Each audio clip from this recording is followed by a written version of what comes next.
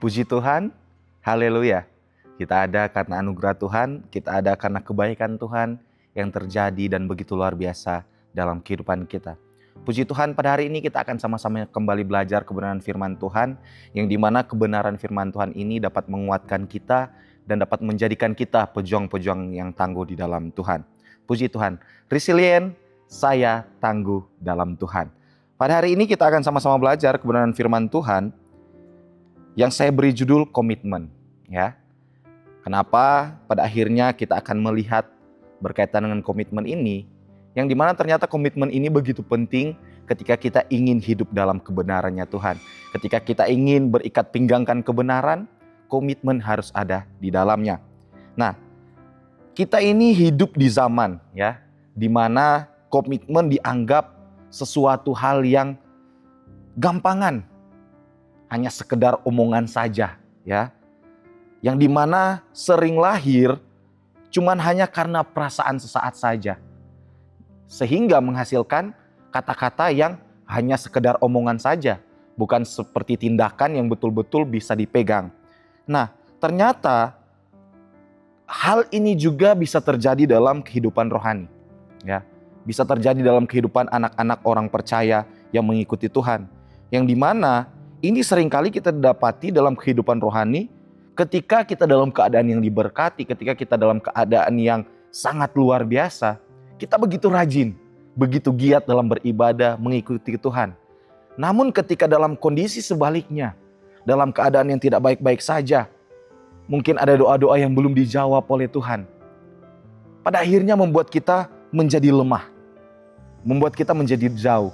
Nah, ini adalah salah satu contoh dalam kehidupan rohani. Ternyata komitmen ini berpengaruh besar dalam kehidupan kita, dalam kita mengiring akan Tuhan. Nah, kita akan sama-sama belajar ternyata dalam Keluaran pasal 24 menunjukkan bahwa komitmen kepada Tuhan bukan soal perasaan sesaat saja, bukan soal situasi yang terjadi, tetapi keputusan hidup yang diikat oleh firman dan ketaatan.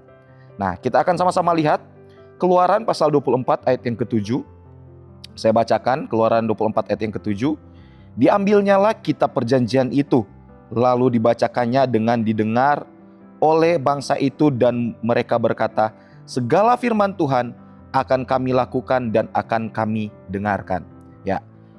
Kalau kita memperhatikan latar belakang dari ayat yang telah kita baca dan dengarkan bersama, bahwa sebelum pasal ini ada, ya, sebelum ayat ini dikatakan, sebelum ayat ini ada, ternyata di pasal-pasal sebelumnya Tuhan itu sudah membebaskan Israel dari Mesir. Jadi kondisi bangsa Israel telah dibebaskan, kemudian Tuhan menuntun mereka ke Gunung Sinai, dan tibalah puncak ketika mereka diberikan, ya, Tuhan memberikan hukumnya kepada bangsa Israel. Nah, dalam pasal 24 ini, di sini Tuhan ingin, ya, mengikat suatu perjanjian resmi dengan umatnya, sehingga menghasilkan komitmen di dalamnya. Jadi dalam pasal 24 ini ada perjanjian, ya, antara Tuhan dengan umatnya, yang di dalamnya tentunya butuh yang namanya komitmen. Begitupun dengan kehidupan kita anak-anak Tuhan. Kita yang sangat dikasihi Tuhan, kita yang sangat disayangi oleh Tuhan, bahkan sampai ditebus oleh Tuhan, seharusnya memiliki komitmen yang kuat untuk mengikuti setiap kebenarannya.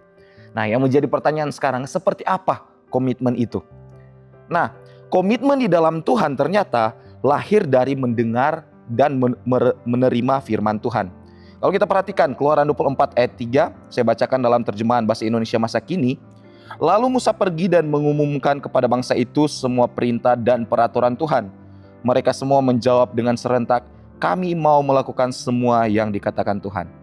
Kalau kita perhatikan pada waktu itu, Musa lebih dulu menyampaikan semua firman Tuhan. Apa yang Tuhan katakan kepada dirinya, perintah-perintahnya, Musa sampaikan semuanya kepada bangsa Israel. Kemudian ketika bangsa Israel mendengarkan itu, bangsa Israel baru bisa berkata mau mengikuti setiap perintah itu atau mau taat. Artinya mereka pada waktu itu tidak asal berkata kami ikut Tuhan. Tetapi bangsa Israel pada waktu itu tahu apa isi kehendaknya Tuhan, apa isi perintahnya Tuhan, sehingga mereka berkata bahwa mereka berani mengikuti Tuhan.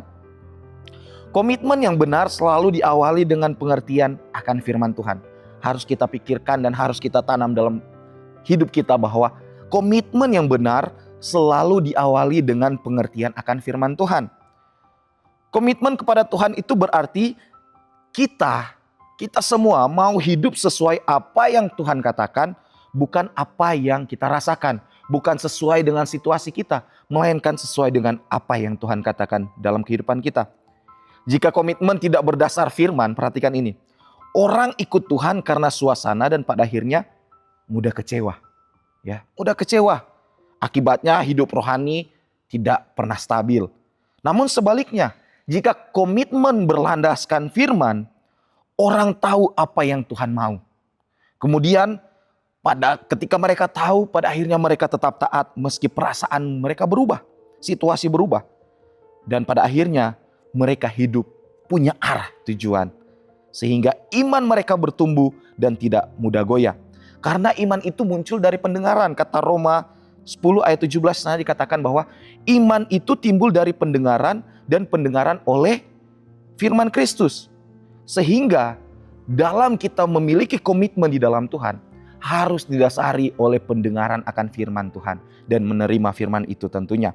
Nah, contoh dalam kehidupan kita sehari-hari, orang yang jarang baca firman ya, mudah bingung ambil keputusan. Dan pada akhirnya mudah terikut arus dunia saat-saat ini. Namun sebaliknya ketika orang itu hidup di dalam firman, dia sering membaca firman, merenungi firman Tuhan. Pada akhirnya dia memiliki prinsip dan tidak mudah terseret oleh pergaulan yang salah. Sehingga ajakan firman Tuhan jelas, mari mulai disiplin membaca firman Tuhan. Karena dari situlah komitmen dibangun.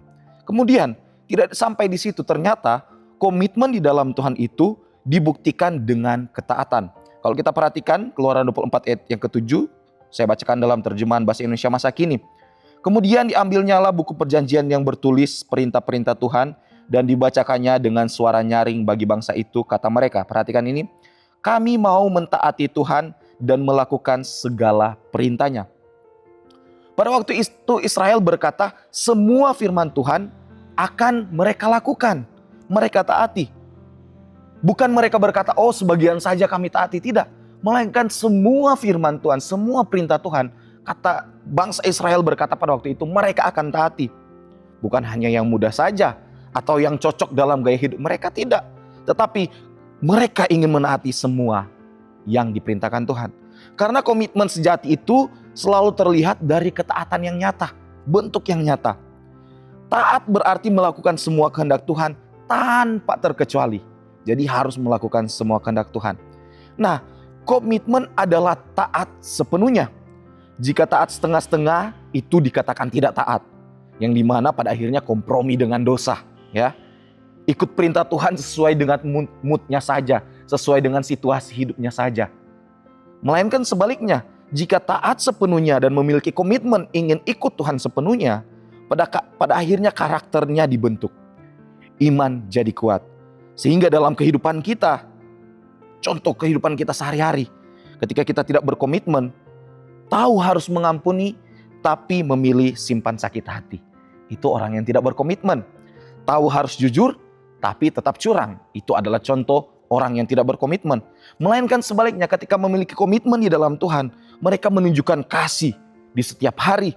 Selalu berlaku jujur apapun kondisinya. Yakobus 1 ayat 22 dikatakan menjadi pelaku firman, bukan hanya pendengar saja. Jadi apa yang kita tahu dalam firman Tuhan, kebenarannya, kita harus memiliki komitmen untuk mentaatinya. Sehingga berkomitmenlah, yaitu mengambil tindakan untuk melakukan setiap kebenaran dalam setiap waktu dan kondisi. Puji Tuhan. Kemudian komitmen ternyata menghasilkan hubungan. Kalau kita perhatikan Keluaran 24 ayat 10-11 dalam terjemahan bahasa Indonesia masa kini. Dan mereka melihat Allah Israel berdiri di atas sesuatu seperti lantai dari batu nilam dan biru seperti langit yang cerah. Perhatikan ini, para pemimpin Israel itu sudah melihat Allah. Walaupun begitu mereka tidak dibinasakannya, sesudah itu mereka makan dan minum. Jadi pada waktu itu bangsa Israel telah melihat Allah dan tidak dibinasakan oleh Allah. Sehingga dapat kita simpulkan bahwa ternyata ketika mereka mengambil sikap untuk berkomitmen di dalam Tuhan, itu menghasilkan hubungan yang intim antara Allah, Tuhan kita, dengan kita sendiri. Setelah bangsa Israel menyatakan komitmen dan darah perjanjian dipercikan, kita lihat sesuatu yang luar biasa terjadi, yaitu apa? Para pemimpin Israel naik dan mengalami hadirat Tuhan secara nyata. Artinya apa? Komitmen bukan cuma soal kewajiban rohani, tidak. Tetapi suatu hal yang membuat hubungan kita dengan Tuhan menjadi begitu dekat, begitu intim. Komitmen menghasilkan hubungan. Tuhan tidak hanya ingin ditaati seluruh perintahnya. Ingat ini, Tuhan tidak hanya ingin ditaati seluruh perintahnya. Namun Tuhan juga rindu punya hubungan yang dekat antara Tuhan dengan kita. Dengan Bapak, Ibu, Saudara, semuanya. Tuhan rindu ada hubungan yang dekat. Semakin seorang sungguh-sungguh berkomitmen kepada Tuhan, semakin ia mengalami Tuhan secara pribadi dan nyata terjadi dalam kehidupan. Sehingga komitmen menghasilkan hubungan. Jika tidak ada komitmen yang serius, hubungan dengan Tuhan terasa jauh. Doa terasa kering, ibadah hanya rutinitas. Sebaliknya, ketika ada hubungan dengan Tuhan, ketika ada komitmen yang sungguh-sungguh kepada Tuhan, hati makin terpekat terhadap suara Tuhan. Doa jadi hidup, ya. Ada sukacita dalam hadirat Tuhan. Mazmur 25 ayat 14. Tuhan bergaul karib dengan orang yang takut akan Dia. Sehingga aplikasinya apa? Mulai kejar bukan hanya pelayanan, tapi persekutuan pribadi dengan Tuhan. Waktu doa pribadi kita tingkatkan. Saat teduh kita harus konsisten. Dan hati yang cepat bertobat saat kita salah. Karena komitmen sejati selalu berujung pada hubungan yang intim dengan Tuhan. Puji Tuhan. Amin, kebenaran firman Tuhan. Biarlah kita menjadi anak-anak Tuhan yang tangguh, yang memiliki komitmen yang penuh untuk mengikuti kebenaran firman Tuhan. Puji Tuhan. Terima kasih telah mengikuti Renungan 79. Kiranya dapat menjadi berkat bagi kita semua. Bapak, Ibu, Saudara-saudari yang ingin didoakan untuk pokok-pokok doa tertentu, atau ingin menyaksikan kesaksian, baik mujizat kesembuhan, pemulihan masalah keluarga, dan lain sebagainya macamnya, dapat disalurkan melalui chat WhatsApp di nomor 0813-2742-0088. Mari kita satu dalam doa. Terima kasih Yesus, terima kasih Tuhan untuk kasih-Mu, untuk penyertaan-Mu, untuk firman-Mu yang kembali menguatkan kami, untuk kebenaran-Mu yang kembali menuntun jalan kehidupan kami, yang mengajarkan kami kembali bahwa kami harus memiliki komitmen di dalam Engkau Tuhan. Kami harus memiliki komitmen yang penuh untuk mengikuti setiap kebenaran-Mu Tuhan. Engkau ajar kami lewat firman-Mu untuk kami ada komitmen dalam kehidupan kami, biar kami tetap taat mengikuti setiap apa yang menjadi kebenaran-Mu Tuhan. Dan yang terutama juga biar kami memiliki hubungan yang begitu indah dan intim bersama dengan Engkau Tuhan. Biar kami tetap memegang komitmen kami untuk mengikut Engkau sekali Yesus, tetap selamanya Yesus dalam kehidupan kami. Terima kasih Yesus, terima kasih Tuhan. Ya Tuhan, segala jalan-Mu ya Tuhan adalah kasih setia dan kebenaran. Tolonglah kami keluarga GPD El Shaddai Magelang untuk selalu berpegang pada perjanjian-Mu dan peringatan-peringatan-Mu. Kiranya mata kami semua keluarga GPD El Shaddai Magelang selalu tertuju pada kasih setia-Mu dan hidup dalam kebenaran-Mu. Puji Tuhan, biar kehendak-Mu yang jadi atas kami, bukan kehendak kami Tuhan. Ini doa kami dalam nama Tuhan Yesus Kristus. Haleluya. Amin.